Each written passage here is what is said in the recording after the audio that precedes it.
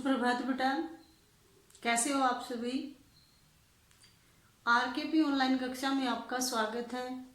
और संस्कृत की कक्षा में आज हम करेंगे बेटा लता शब्द रूप। कौन सा शब्द रूप? लता। अब लता शब्द रूप कैसा है? आकारांत। लता शब्द रूप कैसा है? आकारांत। आ देखोगे, आ अंत में है जिसके आकारांत। आ कहाँ है? ये रहा। तय में क्या है? अंत में आ। क्या है अंत में? आ। तो कैसा शब्द हुआ? आकारांत। आ अंत में है जिसके ऐसे शब्द क्या होते हैं? आकारांत। यहां देखें, आकारांत। ये देखो, लता शब्द रूप आकारांत, यानी आ अंत में है जिसके ऐसे शब्दों को क्या कहते हैं? आकारांत। ए अंत में होता है अकारांत। ई अंत में जैसे नदी है तो ईकारांत। साधु है, उ अंत में है तो उकारांत। और यहाँ आ अंत में है तो क्या बना? आकारांत। तो जितने भी आकारांत शब्द हैं वो लता की तरह ही चलेंगे। चाहे आप इसको देखकर अगर लता का हम करेंगे तो सारे आकारांत हमें याद हो जाएंगे। कैसे? जैसे माला, यहाँ लता है, यहाँ क्या हो जाएगा? अगर हम इसको देखकर माला का भी करेंगे तो वह भी शब्द रूप हो जाएगा हमारा। इसके अलावा और भी जो होंगे वो भी हो जाएंगे।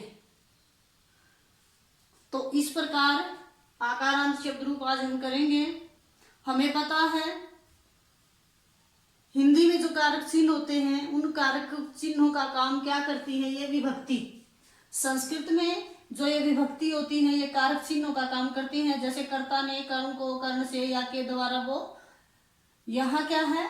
ये विभक्ति उसका काम करेंगे। और तीन वचन होते हैं। जैसे लता शब्द रूप है तो प्रथमा विभक्ति में क्या हो गया? लता, लते, लता। इसकी अगर हम हिंदी करेंगे तो क्या हो जाएगी? लता ने, दो लताओं ने और अनेक लताओं ने। ठीक है। द्वितीय कारक चिन्ह क्या होता है?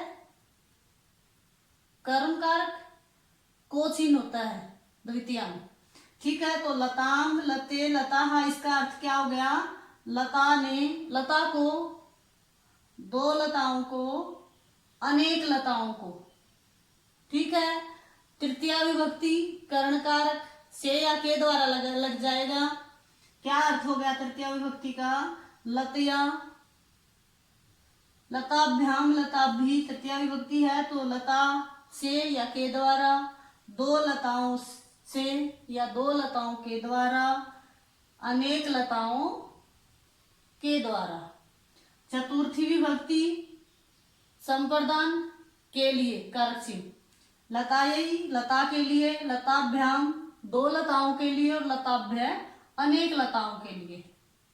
पंचमी विभक्ति संप्रदान अपादान अलग होने अर्थ में क्या हो जाएगा? लताया, लता से, लताभ्याम दो लताओं से और लताभ्य अनेक लताओं से।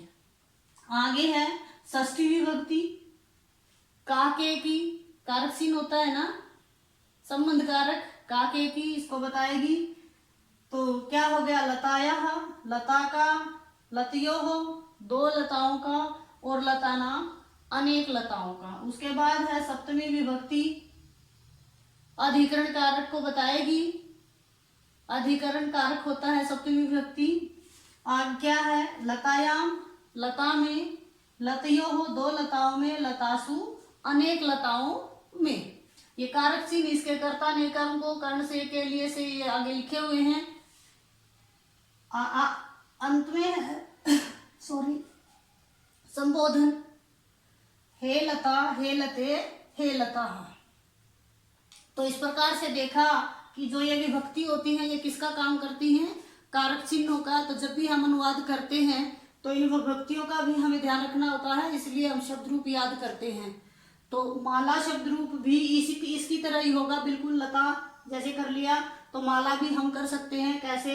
माला, माले, माला। ऐसे ही विसर्ग आएंगे और सेम विसर्ग आएंगे, सेम विभक्ति आएंगी। सिर्फ लता की जगह माला हो जाएगा। यहाँ लताम है तो माला अगर हम बनाएंगे शब्द रूप तो क्या हो जाएगा? लताम की जगह मालाम, लते की जगह माले और लता की जगह माला। इस प्रकार से सभी बच्चे इसको देखते हुए माला शब्द रूप भी बना सकते हैं। धन्यवाद।